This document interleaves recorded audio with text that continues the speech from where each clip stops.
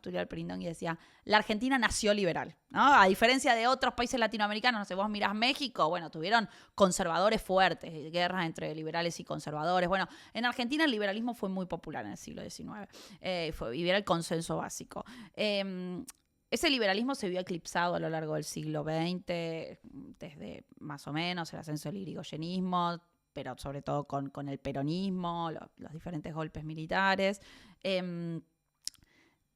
Y por supuesto reemerge una idea de liberalismo en 1983 con Alfonsín y el consenso democrático y la idea de fortalezcamos una democracia liberal. Ahora, ese liberalismo alfonsinista no tiene nada que ver con el liberalismo de Milei, porque el liberalismo de Milei es un liberalismo de una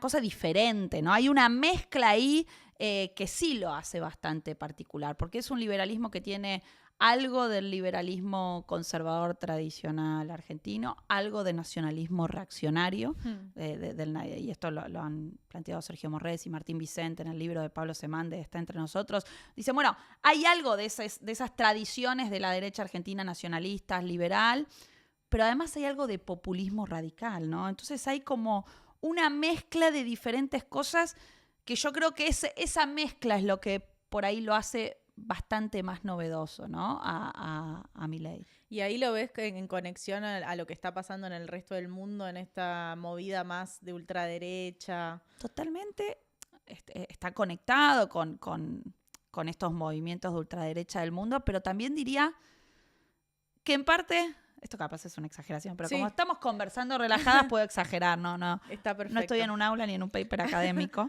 pero diría que hay cosas nuestras de las que nosotros estábamos acostumbrados que el mundo empezó a vivir en las últimas décadas. ¿Qué quiero decir, por ejemplo? Inflación, bueno, eso es muy nuestro. No, pienso, por ejemplo, en la polarización, ¿no? Okay.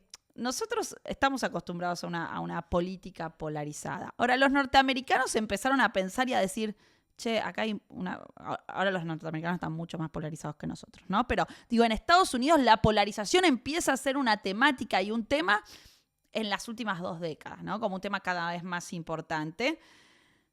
Y yo me acuerdo cuando empiezan a aparecer un montón de papers en la Academia Norteamericana sobre polarización, populismo, ¿qué es esto? Bueno, cuando pasa Trump.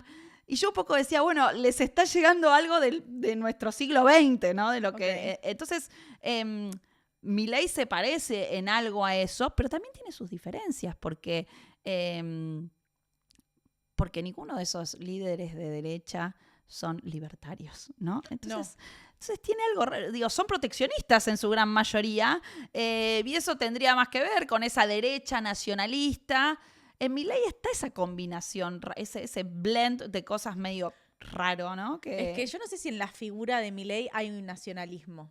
De hecho, no en su reivindicación de Thatcher, como en su reivindicación de también ciertas banderas universales, creo que no le queda bien el nacionalismo. Para eso tiene a Villarroel. Tiene a Villarroel, totalmente. Estoy de acuerdo en eso. Estoy de acuerdo. La cuestión del nacionalismo entra más en el movimiento en sí y no tanto en su figura, que claramente no es algo que le despierte ninguna pasión, ¿no? Porque, viste, cuando vos te das cuenta, cuando habla de cosas que le apasionan y cómo se pone, y con eso es evidente que tenés razón, en eso estoy de acuerdo. Digo, en esa mezcla en realidad estoy pensando en el movimiento en sí, ¿no? El gobierno en sí, claro. que en la figura específica de Milei, ¿no? Sí, en eso estoy de acuerdo totalmente.